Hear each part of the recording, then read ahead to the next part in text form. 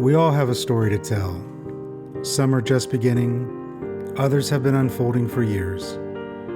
Welcome to the Shaman Stories Podcast. Each week, I sit down with guests to explore their journeys into spirit, the challenges, awakenings, and the moments that shaped who they are today. So take a breath, settle in, and join me as we uncover the stories that lead us back to our true selves. All right, welcome to the Shaman Stories Podcast. Today's guest is Wendy Firmin-Price. She's the founder of the Holistic Horse and Pony Center and creator of the Heart Method, an equine-assisted approach to healing, personal growth, and emotional well-being.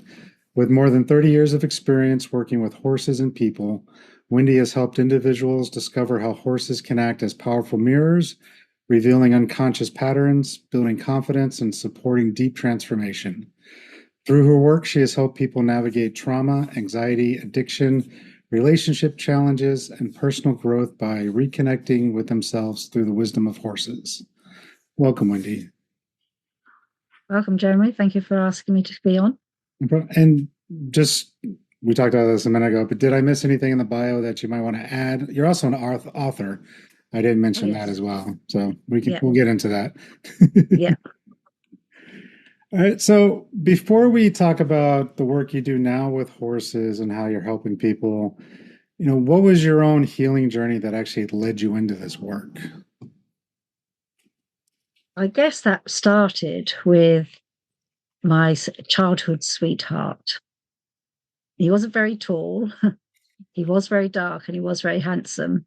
And no, we're not talking about a gentleman. We're talking about a young little pony, black pony that was called Tiggy. And at the age of, for my 12th birthday, I got this beautiful pony, and he became the literal love of my life.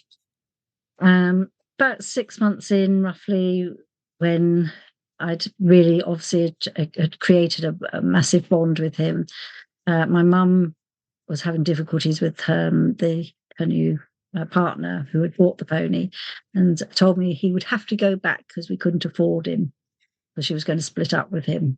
And I don't know if you've ever had that moment in life when you've had a real sucker punch to you. And I can still remember myself crying my eyes out on the bus going up to see him. And I thought, there's no way that pony's going anywhere. And so I became a childpreneur at the age of about 12 and a half, 13.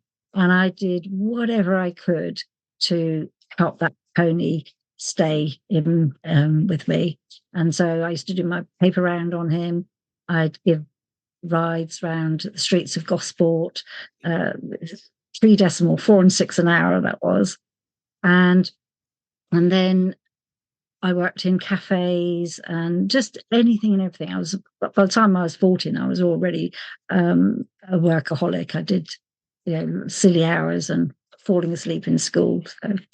So, but through that period, and because obviously my mum and stepfather were always having a traumatic relationship. Mum and dad had obviously split up. That pony was the one consistent in my life, and having him to take care of and be responsible for was my lifeline. And having to find the money to keep him, I believe, stopped me going down a very shady road. I was already on. So I think sometimes when there are childhood problems at home, then children can go off the straight and narrow and start going into drugs and alcohol. And I was just on the peripheral of that, the type of people I was in. And I know, had I not had to get back for my pony, had I not have to be there for my pony and spend every penny on my pony, that would have been the route I'd have ended up, I'm sure, down. And so I'm grateful for that. And I had a different addiction because by the time I was 19, I had 6 horses. So it became part of something I did, which was to rescue horses and take them in. And there was one incident where where I kept Tiggy, there was a horse dealer who had 5 horses, and unfortunately he didn't feed them, and 2 of them uh, died from starvation, and then a third one, which was had a mare with a foal at foot. I bought the foal called Jupiter as a way to rescue him, and again that was quite traumatic. I think I was about 16, because then I had to go to court to testify against him, the dealer, for the RSPCA. But I think that was part of my journey. Was then I was just taking in horses that, you know, had had rough homes, rejected, abuse. My next horse was a beautiful grey horse called Monarch, a very big horse. And again, he was very aggressive to other people, only because of that was the background he'd had. And I don't know, was something, we hit it off. I had a way with him, and I can't remember if I bought him or whether I was probably given him, but anyway. And then the collection just started. Well, and I think that's important for kids to have, something productive to do, right? I've been noticing that even now, my kids are getting older, and it's like, okay, go look for a job, but they can't even get jobs until they're like 16, 17, 18, and even then a lot of people won't hire them. And so then they do have all this free time, and depending on where you live, that could be an issue for sure.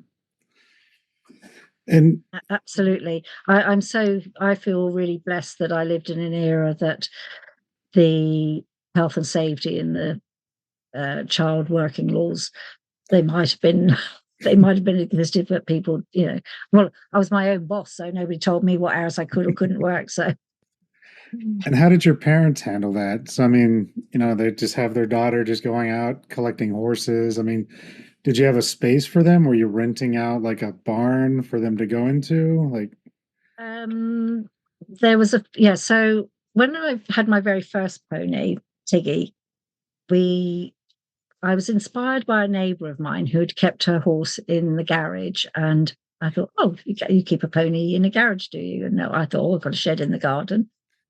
So uh, I we had the pony at home in suburbia. I don't know if you've ever seen the English program, The Good Life. Well, this was very similar. So I had this pony in the garden. Of course, I absolutely knew nothing about horses. I really, really shouldn't have had a pony.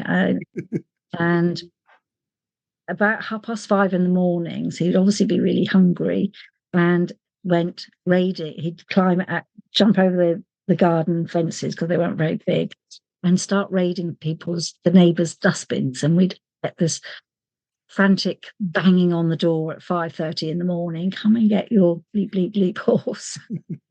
um, the crowning, the day when I realised we needed to do something different, was I was riding up the road, and my pony must have been extremely hungry, and spotted this really lush garden lawn. And there was a little wall fence on this side, but it had where you went in, you went sort of down steps, so it was a bit of a drop the other side. But he didn't care about that. He just wanted to get to the grass. He jumped the wall.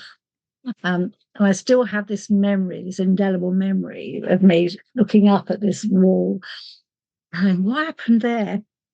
Because I'd fallen off yet again. And that was the day we realized we needed to get a field for him. And so once I realized you needed a field for a pony, then I went in different places to get a field. And then you just hired, back in those days, field rent wasn't too expensive, and the grass was pretty good. So, and I didn't, in those days, I didn't have them stabled, so I saved a lot of money from that point of view. And then it was when I moved to the Isle of Wight that I had a place on the farm that I had to myself, which was great. nice.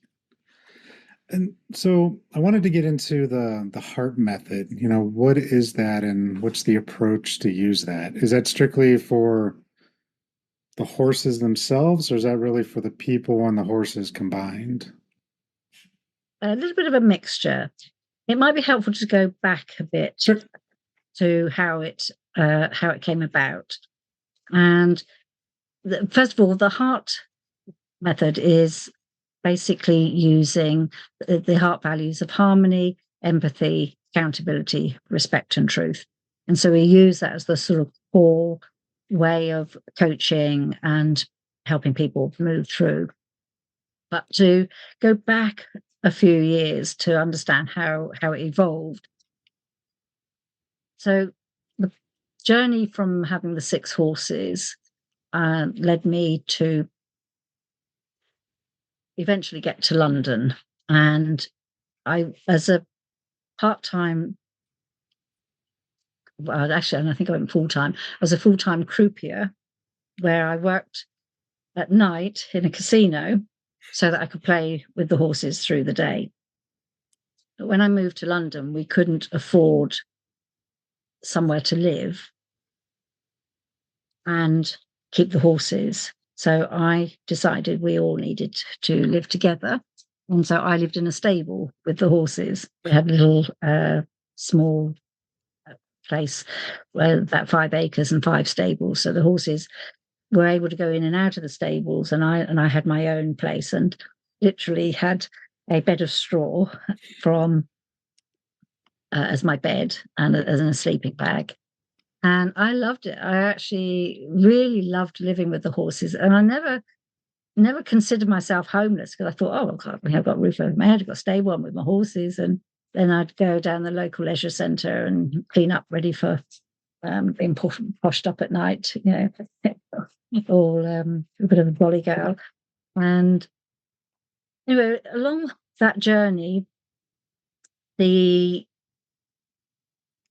way that life took me was I was obviously meant to do more and more with horses, and I had to move from where I was with the stable, and we found another yard where I was able to work for the horses' keep. This was running a livery yard. And when I was able to do that, this is where I started doing a little bit too much over the years. However, as you probably guessed, I'll do what it takes to keep the ponies.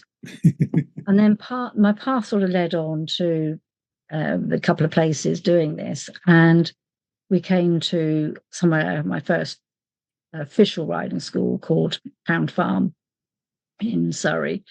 And the challenge was I needed to get my instructor exams to open up this proper riding school. And I had been making sort of small progress along the way. But one of the stipulations was that we had to go over 3'6" jumps. And the problem was I was afraid to go over 1'6". And I was very terrified of jumping. And I do remember the specific day sitting on this horse. The horse obviously is feeling my jitters and jumping around underneath me. When you're really anxious, your stomach's turning over. It's like you've got a load of butterflies. You can't swallow. It's all sweaty. So the horses are naturally picking up what's going on in me. So I'm afraid of the pony. I'm afraid of the jump. But even worse, we've got the sergeant major, an instructor who had no tolerance for anybody being scared or not doing it, and he would just really bellow at people. So it was just this mega terror going on. And then I still see myself waiting for this jump to go over this jump, my turn, and that feeling I suddenly clocked was the same feeling of something going on in my life. And the personal life that I was in, my partner was a alcoholic, had the disease of alcoholism. And unfortunately, once he'd been drinking, he would get very violent. And so I used to live in terror of every night, him coming back from the pub and wondering what mood he was going to be in. And it's when I noticed that the two, it was like, gosh, this is the same feeling I have at night, and this is the same feeling going over the jump. And I thought, now, as you probably know from many people's stories, life is always about us spiritually advancing. So life brings us events to make sure that we keep advancing along the path. And the way that I had been led to deal with the alcoholic was not in a conventional way. And a friend of mine had given me this book and said, "Oh, here, you can, this will help you." And it was actually Louise Hay's, You Can Heal Your Life, when it was very first out, like 30, 40 years ago, wasn't it? And I always remember thinking, as I was reading it, because sort of chapter one is, I think, about, creating your own reality. And of course, I thought that was a load of BS, because if you could create your own reality, who would create a reality like this? Not only did I have this violent alcoholic, I was seriously, I think it was about nearly 100 grand in debt. The business was in chaos. It was just a mess. So I poo-pooed that for. And then the second chapter, or the next part of the chapter, is that people are your mirrors. And I thought, well, that's even more of a load of baloney, because I'm nothing like this alcoholic. I don't go cheating. I don't go stealing. I'm not violent. I'm not, I'm Miss Goody Two Shoes. But have you ever had a time when a book or somebody said something and you've dismissed it, yet it won't go around, It won't leave your head? Yeah. And it was like that, these couple of chapters. And I suddenly thought, well, what if I change my own reality? And what if this was a mirror? Because that was her concept, that people were your mirrors. And it takes a bit of digging, first of all, to find where people are your mirrors, because sometimes they are going to show you parts of yourself that you don't really like, love, and that you've rejected. And of course, I wasn't stealing outside. I didn't steal from people, but I was always robbing myself of esteem and of opportunities. I didn't lie to people externally, but I was living a lie internally to myself. And as for the rage, well, of course, I had so disassociated from my rage from childhood stuff that, of course, I wasn't an angry person. But here, in this violent partner, was, I believe, that this was the amount of rage that was really in me. And I was very violent to myself, always beating myself up for not being good enough, not being better. And so I thought, oh, okay. And then the thing about the reality, I thought, wow, I wonder if this will help with my riding as well. And so I started visualizing myself getting over the jumps, and started really believing and, in manifesting, sort of acting as if in your mind. And the way that I was dealing with my partner was also to see that in a different light. So doing the normal route of, what do they call them? Restraining orders was like a red rag to a bull. It just made him even worse. So I had to find a different technique. And so I did learn a very different way to handle him, that was coming from a spiritual aspect of love. Not just saying, "Oh, I love you," in a beggy, pleady way, but coming from that heart space. And always, when I would just come from that energy, when he was in that violence, he started to really started changing.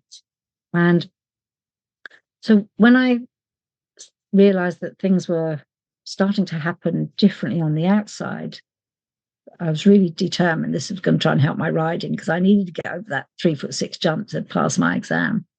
And so, I visualized myself getting over, and And sure enough, on the day of the exam, I got myself over the 3'6" jump. But there's also an expression called "be careful what you wish for." So the week before, I'd been teaching with this wonderful horse at the centre where I was doing my exam. I thought, I really want to, I'm going to really visualize getting him for my exam, for the riding part of the exam in the flat work side. However, I didn't have the experience of riding such a very finely tuned horse. My horses were never that well schooled, and my skills were not to his level. And when we were asked to canter, my nervous legs just sort of gripped onto him, which he didn't need because he was a very advanced dressage horse. And I wasn't used to wearing spurs, and they ended up digging in him, and he went bucking, and I fell off and failed that part. But I did get over 3'6" jumps, and I did pass that part. So then I thought, well, I wonder if this will help my riders, because I'm always dealing with riders that had a lot of fear of cantering, fear of jumping, fear of, even sometimes even being around them. And so I started sort of like just quietly checking in with what was going on in their life. And sure enough, in every situation, somebody was dealing with something that was going on in their life that was very fearful. And so I put together something called holistic riding. That was the real earliest part of the work that I do now. And that was helping people overcome their fear by working with them therapeutically off the horse around what was really going on in their life. And this was really successful. And I ended up going all around England, Ireland. I had people coming from all over the world doing the courses and the intensive get the confidence back stuff.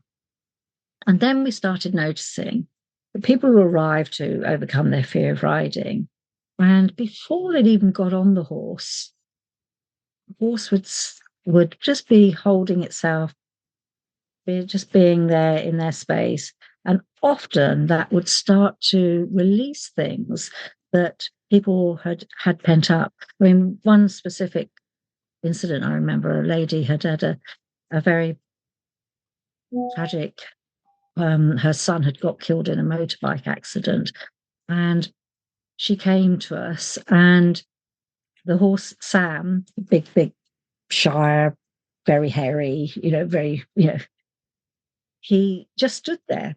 And in that moment, she just melted and just allowed 5 years of grief to suddenly come out, which is, again, often behind fear of riding, or often our fears, it's often a real fear of feeling.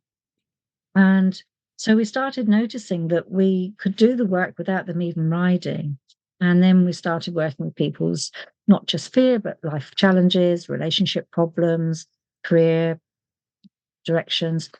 And so then that evolved into more and more therapeutic coaching. And then I started training people to become equine-assisted coaches, because there was only one of me, and so we were very busy. And that's then how we developed into the heart method, which basically works with helping people look through the lens when they're communicating or their lives. But first of all, through harmony,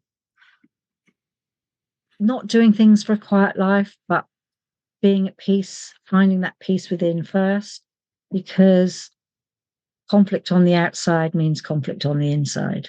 When you're conflicted about something inside, you'll have it conflicted on the outside. And it doesn't necessarily need to be you're having conflict necessarily with that specific person.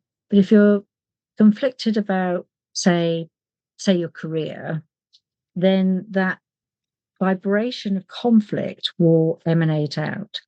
Now, here's what's so fascinating when you work with horses.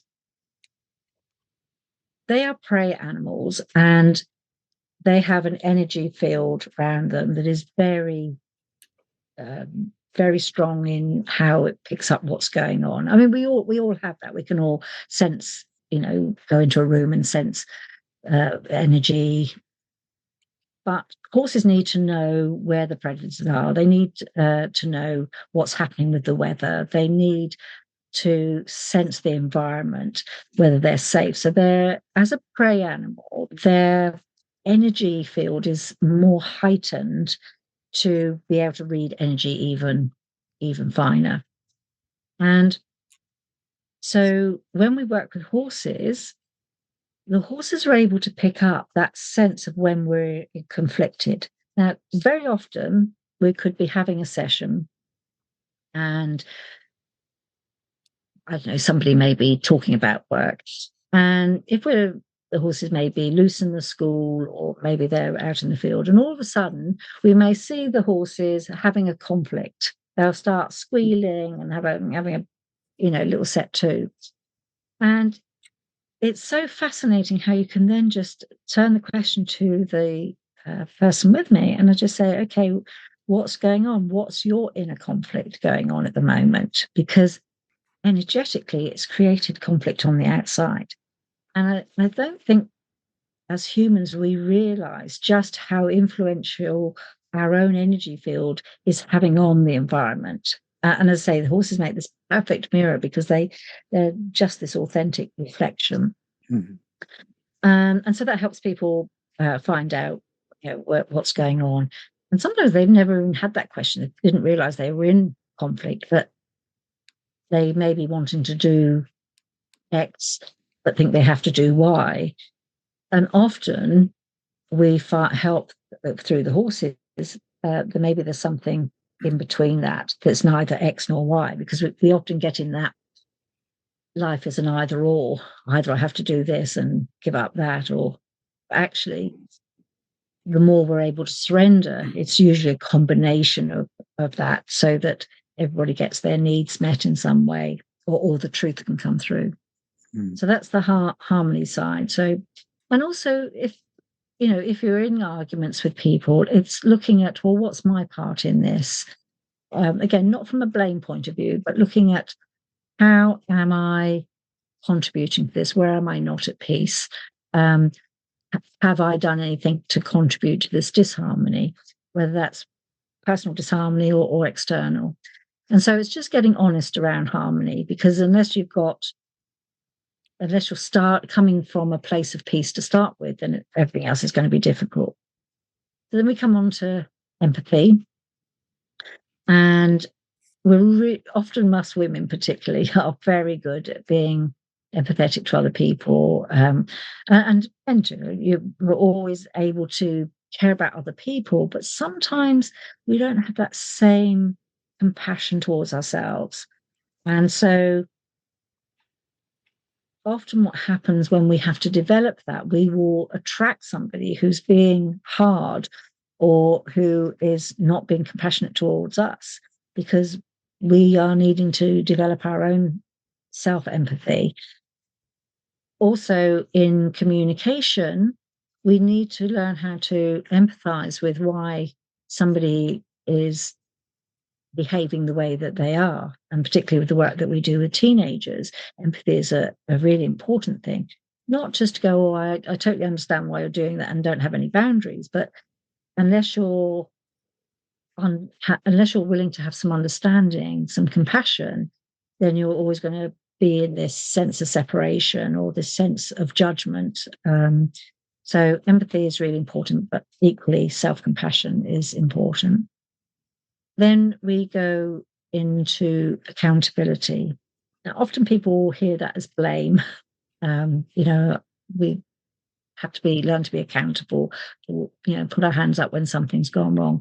But it's not coming from a blame energy. It's going, oh, I see I made a choice there. Okay, I take, I'm accountable for that. I take responsibility for that. Equally, it's allowing other people to be accountable for their choices. Sometimes as a parent, we can overprotect children, or we can make allowances, if we're in a situation, and not allow people to be accountable for their actions and choices. We sometimes try and protect that. So accountable has to be letting other people be accountable for their actions and choices, be accountable for our own. And then if we're all being accountable and owning our own stuff, then we're in a much more balanced place for communication. And then we come on to respect. So respect allows for a three-way, I call it the three-way street. Now, often, and the parents I work with expect respect from their children. And I go, yep, okay, well, let's work this out with the horse. Let's go and see how well you're doing respect with the horse. And quite often what they'll do is they let the horse push them around. They won't set their boundaries. Often ask, why is that? Why do you not want to be clear with your horse? Well, the horse might not like me. Yeah, might not. But in that moment, because you're not respecting yourself, now the horse can't possibly respect you. And I'll use that loosely because technically I don't believe horses can respect or neither respect us. But for the sake of this discussion, what's really going on is they can't trust us, because if we don't have that self-leadership, which respect gives us, then they are a prey animal. And when they're with us as a predator, we're asking them to put their lives in our hands. So we have to be worthy of that. We need to be, okay, you're going to be safe with me. So respect starts with ourselves. It's so important, because then as you give out respect, now you've got that opportunity to receive respect back. Because if you're respecting yourself, you can now respect other people. And it's in the self-respect and respect to others that is how respect comes back as a third-way street. And the horses, I say, are so beautiful at showing you where your boundaries are or aren't.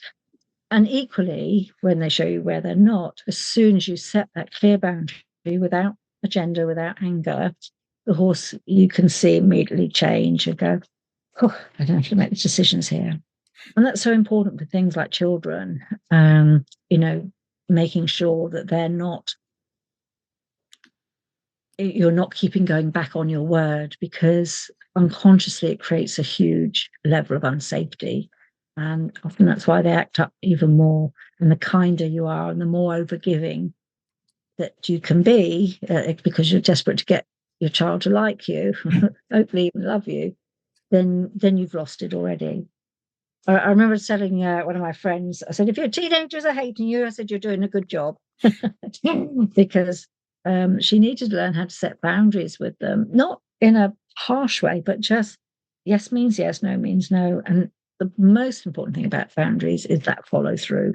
It's no good having a boundary and then trying to be kind and loving and what you think is loving, and then break that boundary. That's the worst thing you could do. So that's respect. And then this is what probably the whole of our work is based on, is truth and being authentic. And the problem around truth is that people don't know how to be true. And as a child, we learn how to manipulate life to make sure we get fed, to get clothed, to get care as best we can. And so sometimes we have forgotten, as we grow up, from our masks and manipulation that we need to do to survive, that then develops into adulthood. And we're still putting on lots of masks and everything else. And before you know it, we're in adulthood and we've no idea who we are anymore, because we're trying to make sure we don't get rejected here. We're trying to create an image there at work. We're trying to be a mother or father here. And we're putting on all these hats. And often the clients I most see have got to that point where they're in burnout because they're so busy trying to prove who they are, prove they're good enough, prove that they're lovable, that they don't know who they are anymore. So again, this is where the horses are really fantastic at bringing up that level of authentic, because in a herd of horses that have been allowed to be their authentic selves, that's an important part of equine-assisted therapy work, is having horses that can do that, then you learn how to be able to tune into what is your truth? What is your truth of this moment? Now, sometimes what's true today isn't going to be true tomorrow for you. Our truth evolves. But the thing about truth, it's true for us. And this is what we have to do, is make sure we're living our truth. And the more we can make our lives about what's true for ourselves, actually that changes the environment around you.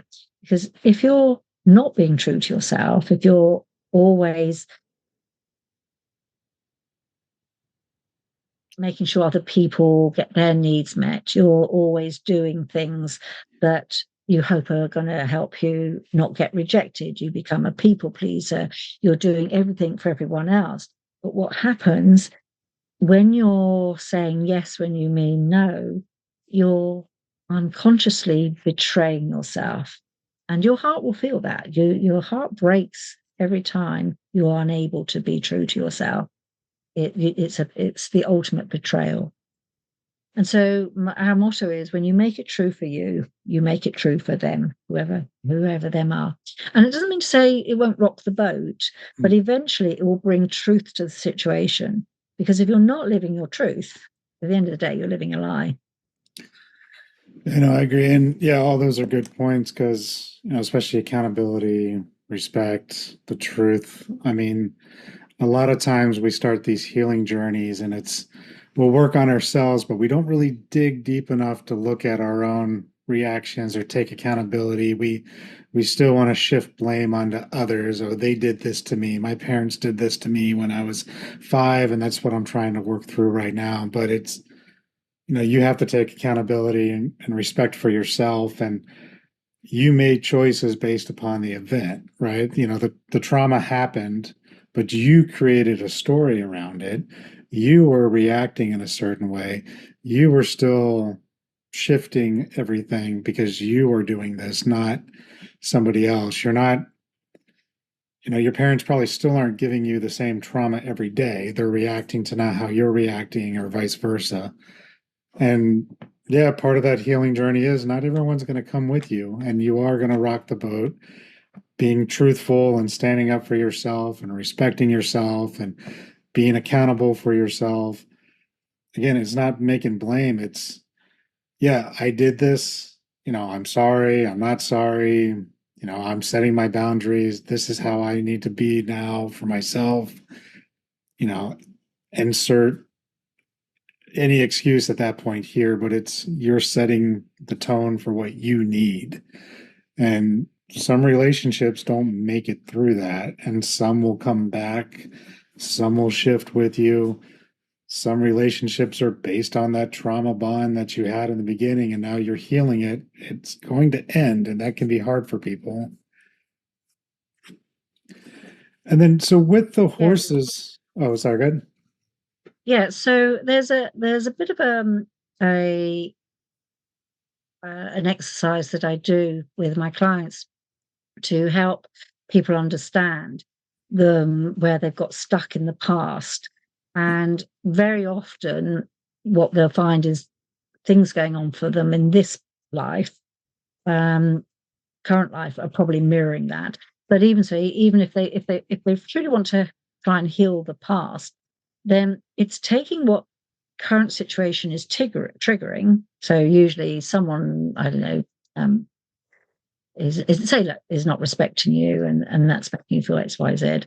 And one of the ways you can then work with that is to really feel where the emotion is in your body, give it a number, and then ask yourself, when did I very first feel this? And usually it will take us back to one of those original traumas as a child. And here's the quickest way to heal it. Because if we can find what was going on at the time, so if our parents were, let's say they weren't loving us and they weren't giving us what we want, we then created a coping strategy for dealing with that. which is probably still running and actually probably not serving. And but the key thing is to find out what was the need that wasn't being met. So usually, most of the common ones, oh, they didn't give me love, they didn't give me attention, they didn't give me choice. And so, what I ask clients to do is to look at where are they not doing that for themselves now, because they, as you just said, your parents may have not given you that love 40, 50, 60 years ago, but the fact that you're still feeling it is because actually you're the one not giving yourself love now. And it will always, whatever we point the finger on to somebody else, it has not been doing. Three fingers point back to us. And so we are equally doing the same. And so by changing that, giving yourself that love, giving yourself that attention, it just magically dissolves that that past trauma. It just heals it, because you're not trying to get the needs of the past met back then, because now you've met them in the now, and it's quite miraculous. So I like that. And just out of curiosity, have you dealt with past life work with horses, or is it more just this life? I haven't. No, I'm not. I haven't learned how to do that yet. I'm sure we've got plenty of baggage to come on, but I think I had enough baggage this lifetime to work with, and I haven't even got anywhere near being able to go back to a previous lifetime yet. I'm still working on this one. No, I was just curious because you mentioned this lifetime, so I was like, oh. Yeah. So what do you think it is about horses that are so powerful for this work? Because I know dogs can kind of take on our personalities, but horses, I mean, I know veteran organizations that work with vet for severe PTSD. There's a lot of other trauma organizations out there, especially here in the States, working with horses. Like, what do you think it is about the horse? Is it because they're so similar to us energetically? Because a lot of people say that as well. A mixture. So dogs and cats and other animals can be very therapeutic, but they will not act in exactly the same way. So a dog can be, for example, very loving no matter what. Dogs are so loyal that even if you're mistreating it, so they don't always give you the cleanest mirror. I mean, sometimes obviously a dog can pick up when somebody's not being true or they're a bit nervous, but dogs don't give the same body language, the same responses, because they're predator as well. So you've got predator on predator. That's one thing. And cats very similar. And cats, well, we all know what trying to train a cat's like. But they're very good. Cats are very good at showing you whether you're connected with your emotions. So horses work, I believe, because they are prey animals. Now, one of the most important things, and I believe it was the heart map industry, did some research where the heart of the horse is so external. I think it's 6 to 10 meters. It goes around. So when you're in the energy field of a horse, automatically you start to feel something different. Now, have you ever been with somebody who's really manic? Oh, yeah. Yeah. Yep. And it's very easy to your energy to start coming up and get, ooh, because somebody's like, ugh. But equally, if you're with somebody that's very calm, then you automatically find yourself relaxing, calming down. Well, horses have a very slow breathing rate. In a healthy one, there's like only 8 to 14 breaths a minute.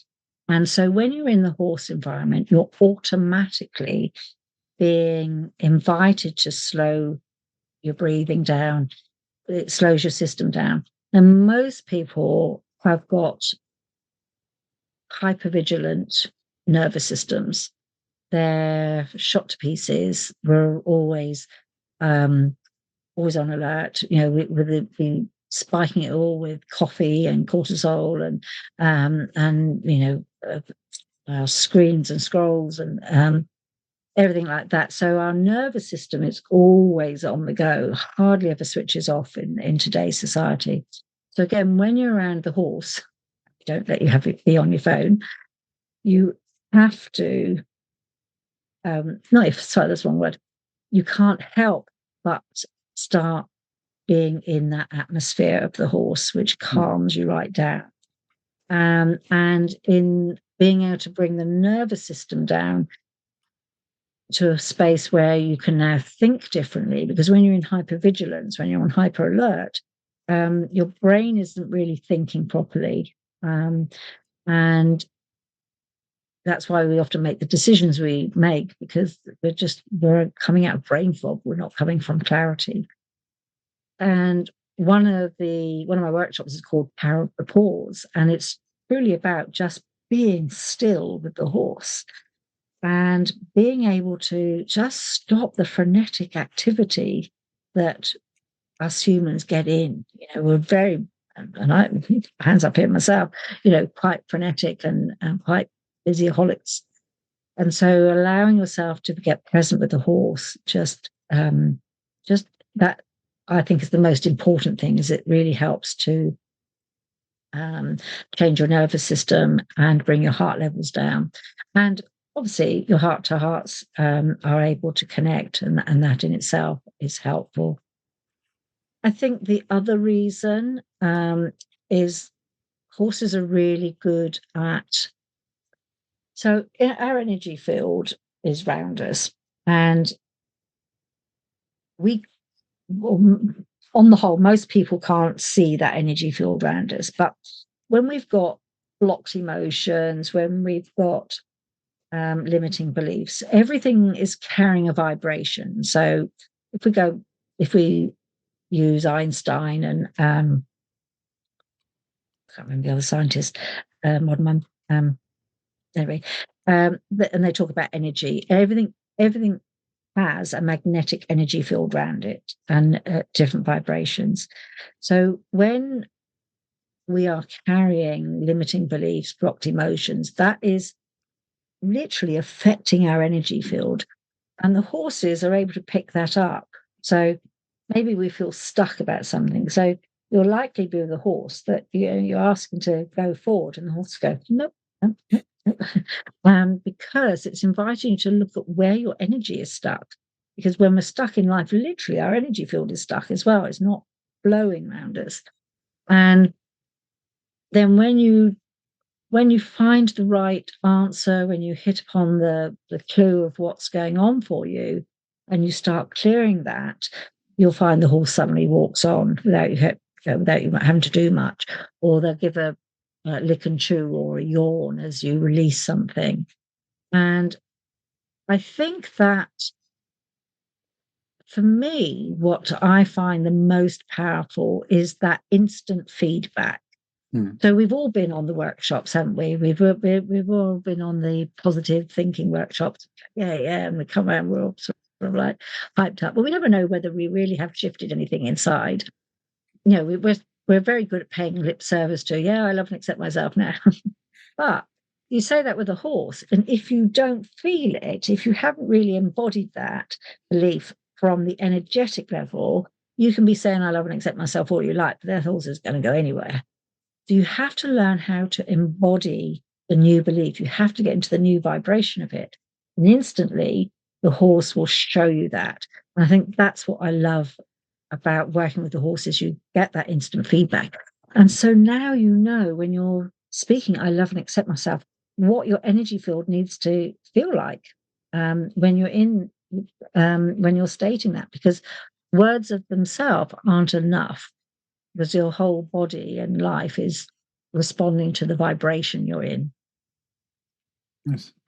And have you seen anything like changes in people that, it just seemed to defy logic or, conventional explanation? I mean, we've talked a lot about clearing the emotions out of the energetic field. Sometimes, in my experience, when you do that, physical ailments also get healed. Sometimes someone can walk again, or their cancer is gone, or any number of things can happen. Have you seen something like that with working with horses, or is it just Um, unexpected? Not so much on the physical, but as you were saying that, the person that sprung into mind was we were running a workshop for some vulnerable adults. An organisation had brought their um, young ladies to us, and there was one lady, and she was so angry. She did not want to be there to open her mouth. All that came out was just anger and just attack and just, you know, um, yeah, a rage on stick, you know. However, my friend Jackie, who was running the workshop with her, we just held the space and just let her. So we never, obviously, we don't allow any violence towards the horses, but we let people express themselves without judgment and without, you know, trying to change it in that moment. And so we just let her vent. Anyway, one of the exercises we then go on to is we have to go and choose the horse to work with. And so, although they normally live out all at night, they come in during the day in the barn. And so these girls were walking around, looking to choose a horse. Now, as this young lady went through, every horse started moving back away from her. Like, and there was like 10 through the first aisle, 10 horses all moved away from her. And so she's obviously used to humans rejecting her and being that. But this really, really affected her that none of the horses wanted to be anywhere near her. It was really dramatic. I haven't seen anything like it.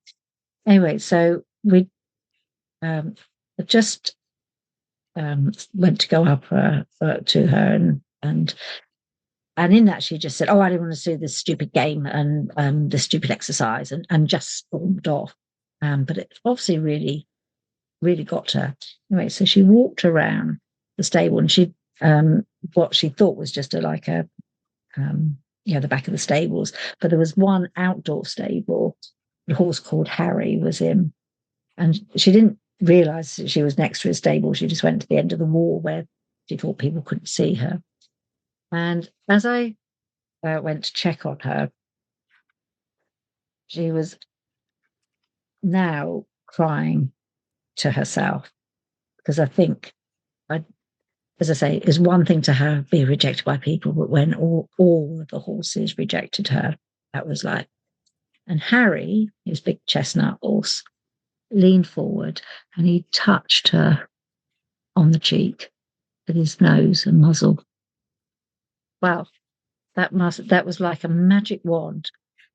And in that moment, just being accepted by one horse, it was truly miraculous. Because what happened now, the reason why it's even more miraculous is this horse Harry is one we don't normally work with because he's very violent. He's had a very uh, tough background, so he doesn't trust humans. Of course, law of vibration, they attracted one another. Now, again, normally under health and safety, I wouldn't let people work with that horse. But they just had this connection. I thought, okay, I can step in if anything happens, but I'm just going to let this play out. I have to trust the universe to guide this session. And she changed, literally. It was like a new person had been put into her body. She became animated, she became happy, she is engaged. Her and Harry just got on like they'd been together forever. They were just like doing all the exercises. And Harry is normally the horse that always says, "No, I'm not doing it, I'm not doing it," just like her. But they obviously had this resonance and it was totally transformational. And I did hear afterwards she went on to go and help other women with addictions and things. So yeah, that's one of the most memorable ones that spring out. But very often, it always feels really magical because the horses are unscripted. Mm. And at just the right moment, sometimes when we are maybe working in the school and the horses are loose or whatever, and they may be working with one horse, and just at the moment they're trying to go forward, and I call them loose cannons, so one of the horses just wandering will block their way, or the horses just respond. Think of Ride, no, Barclay, not Ride, a client I had, and she was like trying to get him to really come along, and she was really anxious about, she wanted to do Bowen and wanted to live her life, but she was frightened about upsetting her partner. So I said, just let go of control and just focus about what you want to do. Because originally she'd been, and I don't like them pulling the horse, but I let them have a little go just to see that having a power struggle with a horse is useless. So you have to find a different way. Mm-hmm. And so as soon as she committed to what she wanted and lived what was true for her, he didn't need to tug him along because Barclay just walked along behind. And we see this again and again with the teenagers. They bond with certain horses that are very similar to their background. You've got Lordy, who can be quite opinionated and very economical with his energy. And one of the clients, totally resonates with him because she gets into that same energy, like very obstinate and stubborn. I don't like calling horses stubborn, but humans can be stubborn. And so they really resonate together as a couple. And another one is where there's a horse that bullies other horses. So she tries to be the alpha by bullying everyone. And again, we've got another teenager who does exactly the same in the playground. Actually, it's just showing the real fear underneath, and actually they're really insecure, those horses. So yeah, there's magical transformations, just tiny little moments of those realizations, that yeah, it's I mean, I've documented as many as I can through my books, but it is just so powerful, the transformation emotionally. Yeah, and I wanted to touch on that too. So the books that you have, and what I saw was that was a documentary that you're working on, Yep. and you have that coming out as well too, and that's dealing a lot Yes. with the teenagers and stuff. Yeah, we're just looking to find the right platform to to put it out on. And yeah, it's just a little bit about, it follows the lives of three teenagers that horses have helped. One was a drug, not only drug addict, she was a drug dealer. Lost, had a finger cut off in owing bad people some money. Another one was about coercion and bullying, and another one was a refugee from Iran, and he had a 7-month journey across, and he was one of the boat people to England.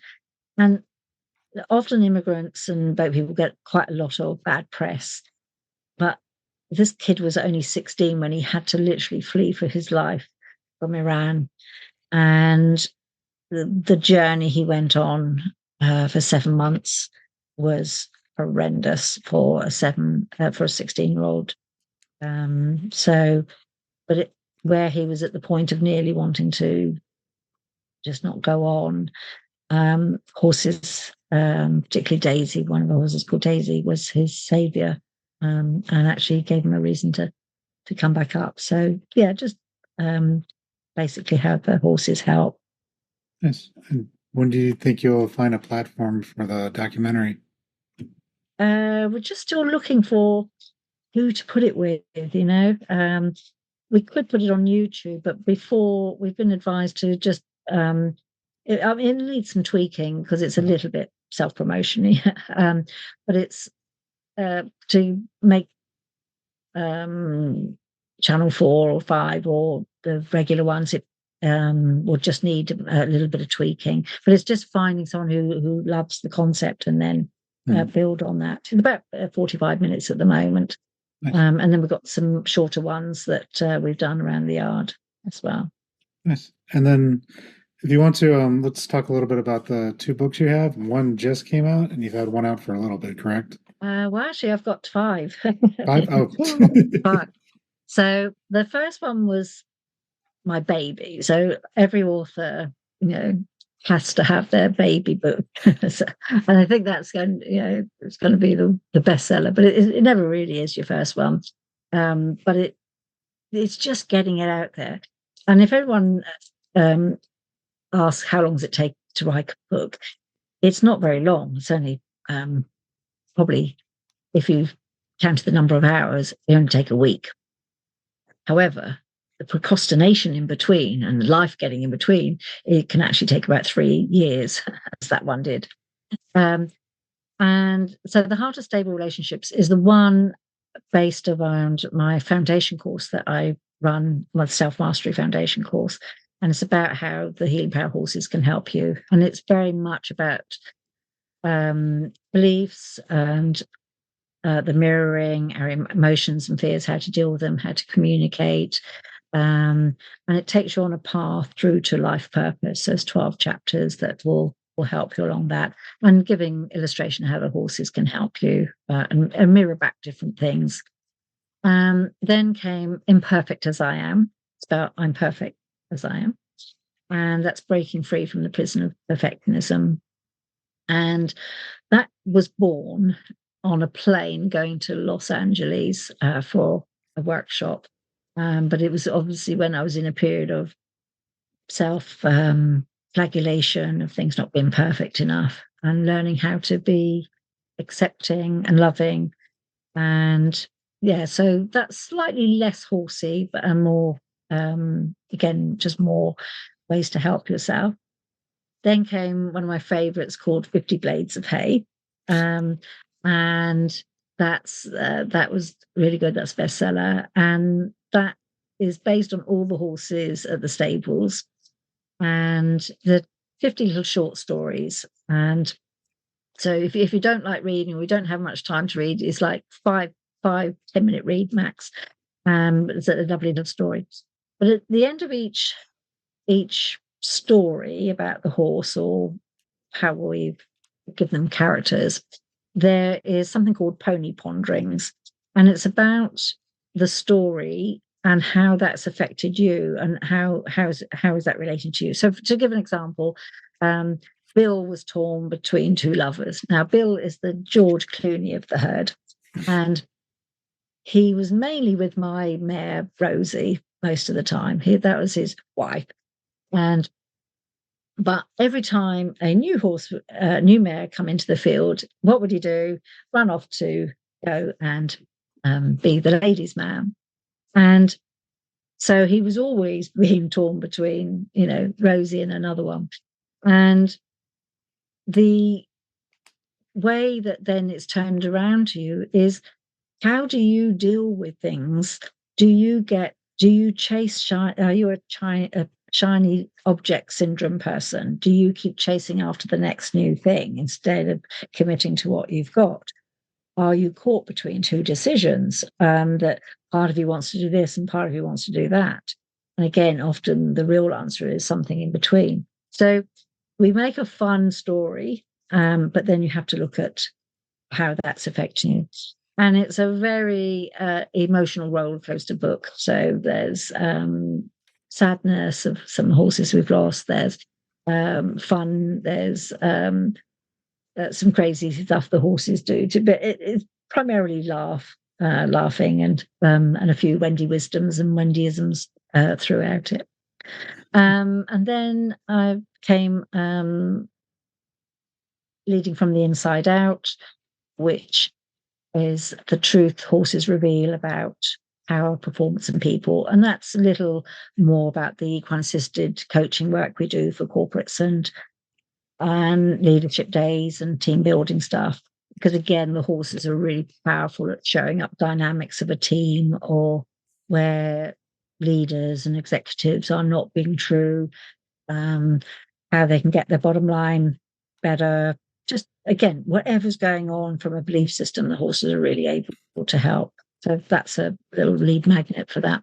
And then the one we're launching in July is called Dying to be Heard. And that's giving teenagers a voice straight from the horse's mouth. And that is literally teenagers that have been interviewed about why do they self-harm? Why do they get suicidal?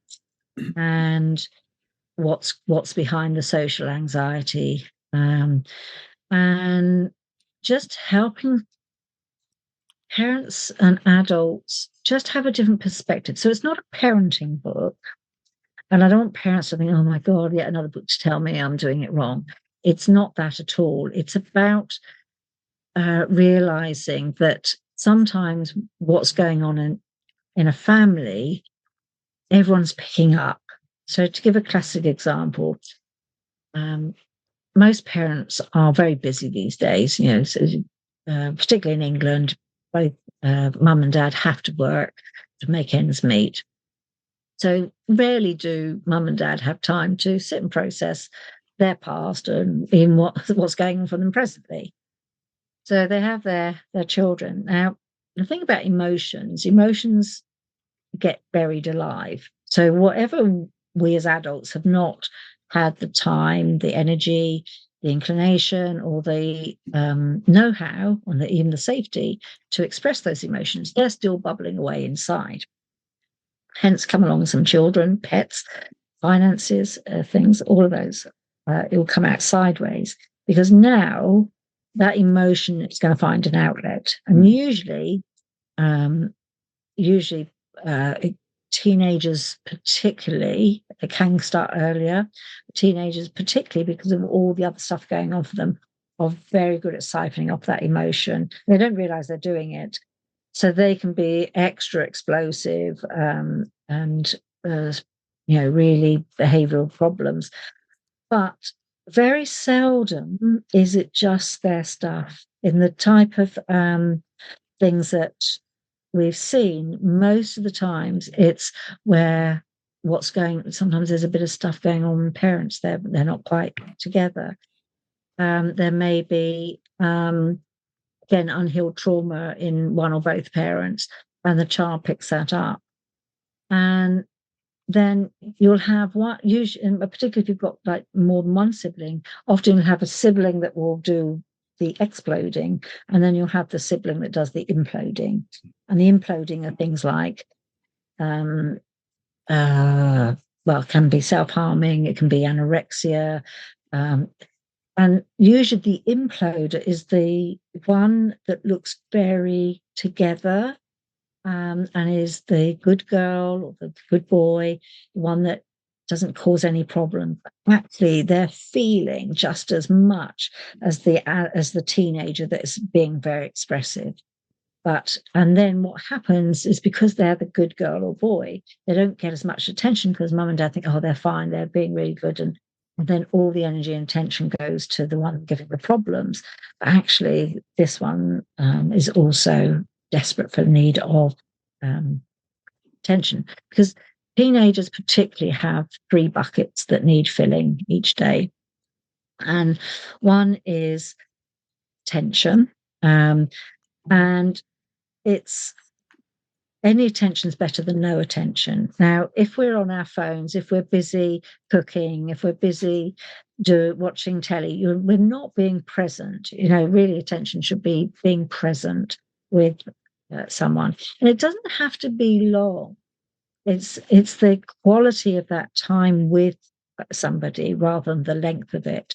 So you can be with a kid for 2 hours, but you're on your phone watching telly and everything else, but you haven't really been with them. And the problem being, if they don't get that attention bucket filled, then what happens? They will then do things to get attention. They'll make sure they get that attention, and that's when negative behavior or negative attention is better than no attention. So the more we can be, really mindful with them, that will help. Then they have the buckets of control and choice, control choice. And by control, I don't mean that they want to, be aggressive in that, but they want to feel they've got something that they can have direct. I think the better word, because I don't like using the word control with horses. You prefer we use the word, we're directing the horse, not controlling it.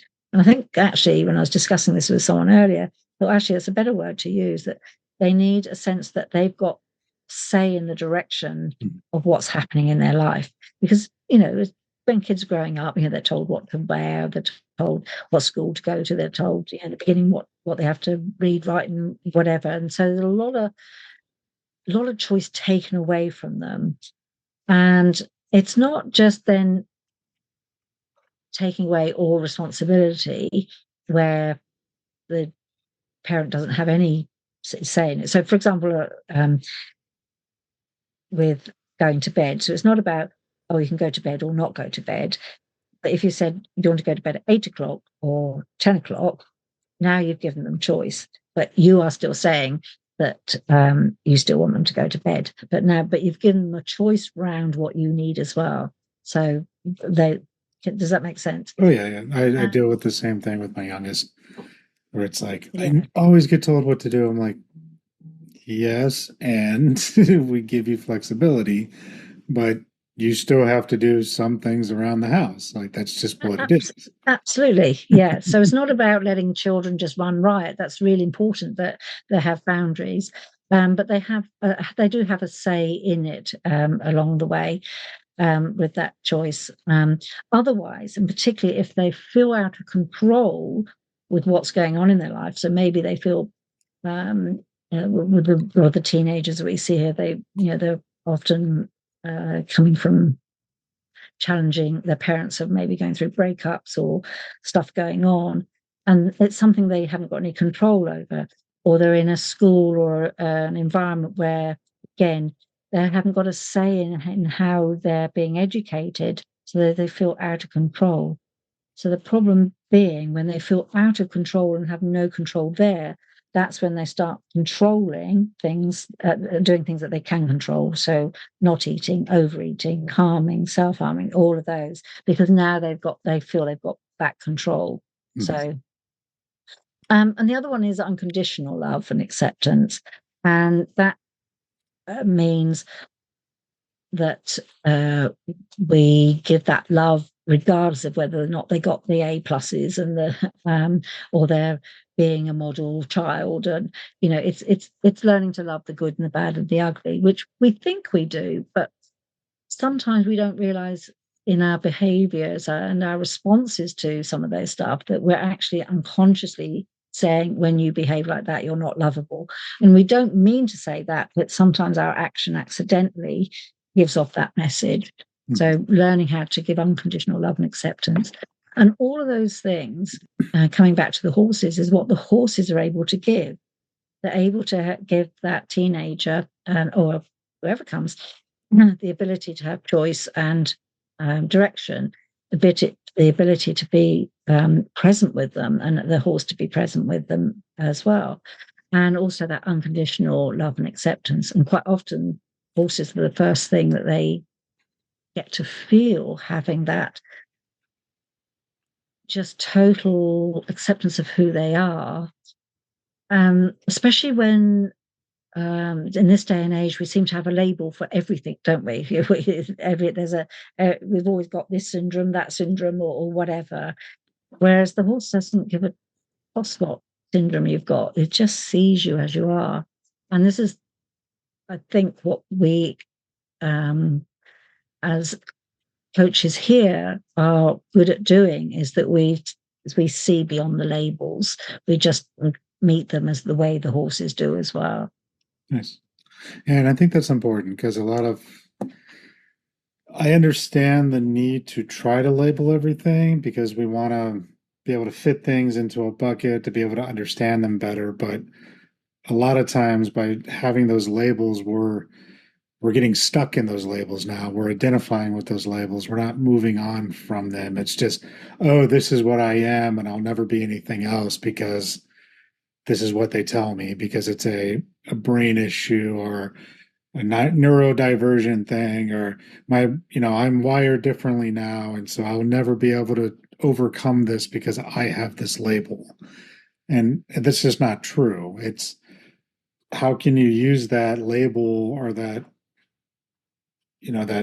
diagnosis, if you will, as a superpower? Like, what can you do with it?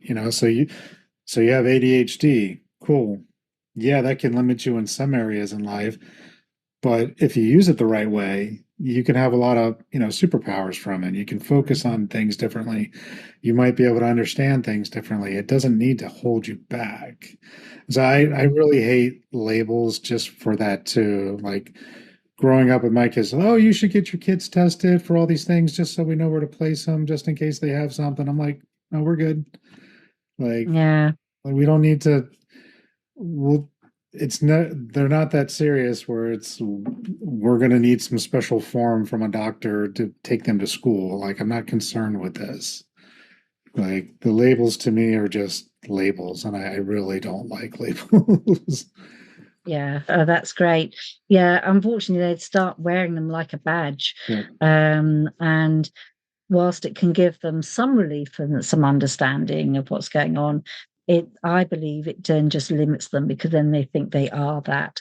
And we know we are completely more than who we are. We're much more than our label. Oh yeah, and there's so many ways to work through it and heal it, change it. I mean, like you said, first chapter of that book is create your own reality. Like Mm, part of that is really looking down deep and what can we do with this? How can I shift this? mm, How can I make myself the best version of myself I can without holding myself down by some identity? And mm. it's unnecessary, but we're in this weird age right now where everything has to have a label more than it needs. And Yeah. they're changing the And it, definitions and the diagnosis, and they're finding more and more people now. And I think it's a way to keep making people stay limited rather than discovering the real potential, the unlimited potential that's in them. Better to pop them in a box. And again, with our clients, we help them become more of who they truly are. They are more than their label. They're not that. They are not that label. Um, and you're absolutely right. If they're going to use that label, use it as a superpower, not um, um, as a limitation. or hindrance. So I normally ask this question based on the guest point of view, but since, we're talking about the horses, I'm going to kind of change it a little bit. But if someone listening feels disconnected from themselves, overwhelmed by life, unsure where to begin their healing journey, or maybe they're on their journey and they really are just confused and not sure where to start, and you can put your own view in here too, is like, what would you like them to know, or what would you think the horses would like them to know?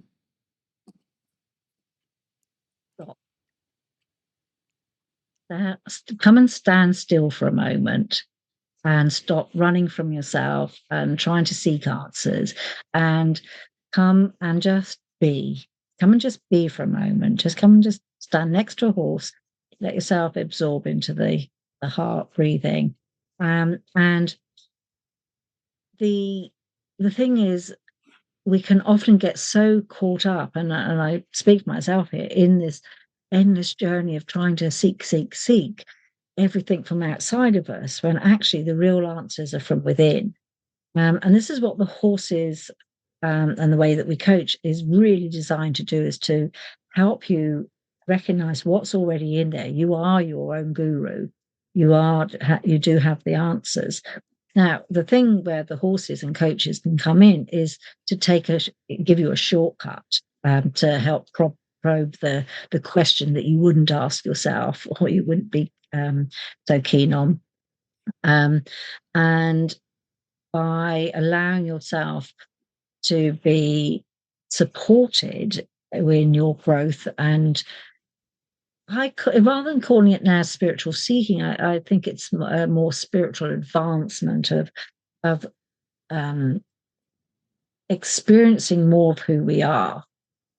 It's not even becoming, because we already are it, but it's it's allowing ourselves to experience all that we are. And rather than it's something we're seeking outside, it's just something that we're just learning to really discover from within. But then it does give us an outer picture with it.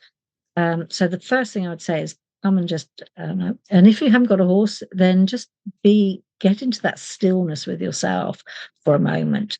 Just stop the running, stop the seeking, stop the need for answers, and just be. And that will then allow whatever needs to come through. And it may not come through in that moment, but just, I liken it to, we talk about being a busy bee. Well, a busy bee can fly around all over the place, but it's actually not productive until it sits on the flower and picks up the nectar. Okay. And this one only came to me today. We need to be not just the busy bee, we need to be the queen bee that then is able to receive that nectar and then turn it into royal jelly. So this is where we just need to be, and that real, that magnificent being we are, whether that's male or female, or ideally, with that inner divine union, where we are that divine spark. Nice. And if somebody wants to work with you, train with you, could they, where can they find you for one? Do you train other people outside of England? Is there other places where people can work with your method? Yes. So I usually do, normally in England, I do it over 6 months, two 6-month courses. Is usually a year-long training to be a facilitator coach with me. Because in order to do it, it's so important that we do the self-mastery bit before you're allowed to actually do the facilitating, just so that you're not taking your own baggage into sessions. But what I do for people either coming from abroad or where countries I'm allowed to go, I then do 2-week intensive blocks. So it's a 4-week program, but I do it in two lots of 2 weeks. And so if people have some stables or some horses to work with, I can come to them and then just teach them how to really get in self-mastery. And then that we take on into, it's a level 6 equivalent international accreditation that they achieve at the end of it. Nice. Equine-assisted therapeutic coach, a heart one. So you learn And what's the website? At the end of the day, it's all about getting back. It's all about getting back to your heart. Your heart is the truth. Yeah, I think that's been a big message from a lot of different modalities I've been talking to people about. It's always get out of your head, get into your heart, and then you'll really start to be able to connect and understand better, not just yourself, but also other people, animals, plants, everything. And what's the website they can find you at? I'll make sure all of it's in the show notes as well. Okay. The Heart Center, spelled CENTRE, theheartcenteruk.com. So it's theheartcenteruk.com. Perfect. And the one we do for the teenagers is called Healing Hearts and Minds with Horses, CIC.org. Nice. Perfect. Yeah, I'll make sure all that's in the show notes. I'll also put a link to your books from Amazon unless you're selling them somewhere else. That way people can check them out. Lovely. Thank you. Cool. Well, I appreciate your time. Thanks for coming on. Okay. And it's been a real pleasure. Thank you, Jeremy. Thank you. Thank you for tuning in. Be sure to like, share, and subscribe. And if something our guests shared resonated with you, connect out to them. That's what these stories are here for. And if you're looking for deeper healing or support, you can always find me at pnwshamanichealing.com. See you in the next episode.